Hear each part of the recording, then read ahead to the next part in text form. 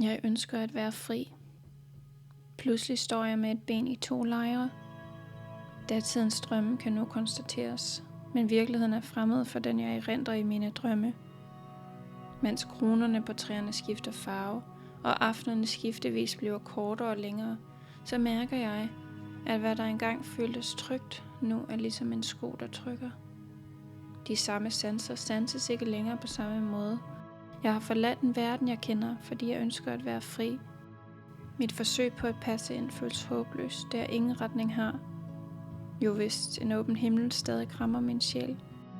En hver bevægelse er som et pendul, der svinger sig frem i troen om, at det er uafhængigt. Jeg søgte efter en frihed. Kun bark og rislende vand gav mig ro. Jeg spurgte mig selv, er dette hvad frihed i virkeligheden er? Trods mine øjne var åbne, var dagene tyngede af en mørk sky på himlen, som kun jeg kunne se. Men så kom du.